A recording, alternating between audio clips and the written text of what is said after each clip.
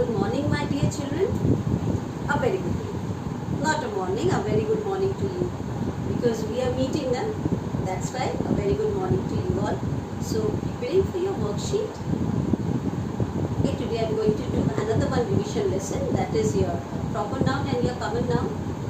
You did this chapter in your previous class also. And this class also I tried to explain it to you. I think so. For most of the students it's clear to you. So today I'm going to discuss about this once again with you. Okay. Now what is this noun? In your previous class I discussed in short about the noun. That is, when I was teaching about the parts of speech, I was revising the parts of speech with you all. I just discussed what a noun is. So noun is a name of a person, place, animal or thing. It even tells about the quality. Okay.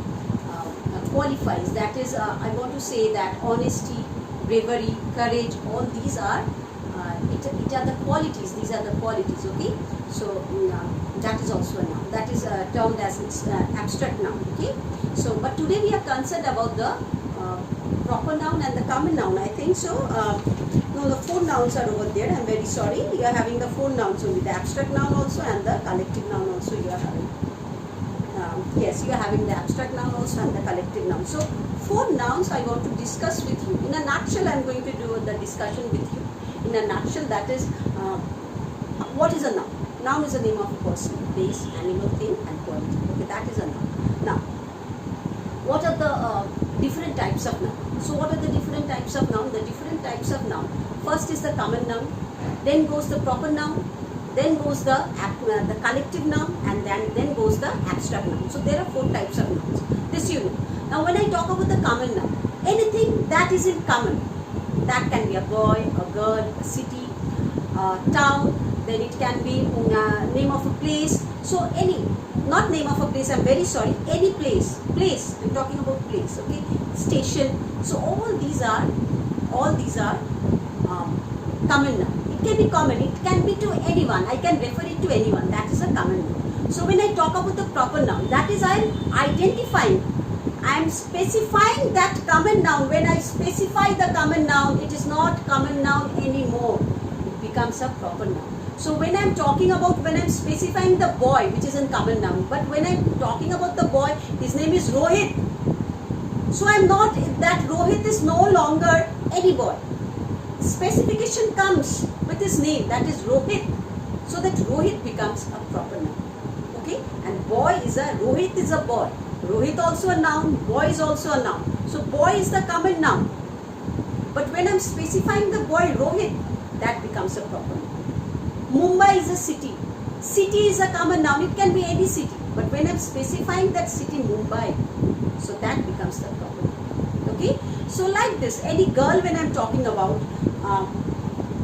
Sheila is a beautiful girl. So when I'm talking about girl can be any girl. Okay, it's a common noun. But when I'm talking about Sheila, when I'm specifying the name Sheila, so that girl Sheila is a specified girl. That becomes a specified common noun is a proper noun. Okay, when you are specifying the common noun, that becomes a proper noun. Okay, and rules for the proper noun. Proper noun, wherever it is being placed in a sentence, starting of a sentence, middle of a sentence, ending of a sentence, wherever the proper noun is placed, it should be in capital letter. It should always be in capital letter. So whenever you are writing a proper noun, it should be in a capital letter. It should start with a capital letter. Okay, that is a proper noun. Okay, my dear children. So another thing is very important. It may come to your mind that it's very nice that in a sentence, wherever I see I suppose, I don't know it's a proper noun or not, but in the sentence, wherever I see a capital letter, that means it's a proper noun. Yes, my dear children, it's a very intelligent person can do it very nicely. Okay, all my students are so intelligent, you can do it very nicely. So that goes for the proper noun. Now when I'm talking about the collective noun, now what is the collective noun about? Collective noun, anything which we are talking about. Suppose one you can't see, you have to, you are, suppose fighting is going on, a lot of people are there in a place, a fighting is going on, a quarrel is going on. So you can specify this person is quarreling, this person is quarreling, that person is fighting, you can specify. So you the crowd, look at the crowd, they are shouting, They're fighting, a crowd, okay? So when I talk about the crowd, that means a group of people. So that is collectively. Collectively, a lot of people is known as a crowd. Okay? So that is a collective noun. So a swarm of bees. You can tell 1 bee going 2 bee, 3 bees, 4 bees. Like this, you don't count. A whole lot of bees are going. So what you tell those a group of bees, what you call a swarm of bees. Okay? Then sheep. A lot of sheep you can see in the field. You can tell, ma'am, this sheep is Ram sheep, that is Sham sheep, that is Madhu sheep. So many sheep are there, ma'am. There. So collectively, so many sheep are, ma'am. Many sheep are 4 sheep, 5 sheep are here. Goats, 5 goats, 10 goats are here, ma'am. Then there are so many hens are over there. You will call like this? No, my dear children, not that. Collectively, you will call them. So flock of sheep. So many sheep together. Collectively it is known as flock. Flock of sheep. Okay? So that is what collective noun is. A class. What is a class? So students. Gathering of students. Okay? A group of students is known as a class. So your class 3. So I'm very sorry, class 4. So the group of students, it makes your class 4. So class 4 is not one boy or one girl. It's the entire group of your classmates that makes up your class 4. Okay, my dear children. So that is collective noun. Now when I talk about the herd of cattle, so many collective nouns are there, you know. And one thing you should know, parliament of owls, you know, collectively owls, together owls are what are known as a parliament of owls. You should remember this. It's not given in your book, you will not find in the book. You should know it's a parliament of owls. A group of owls, so as a parliament of owls.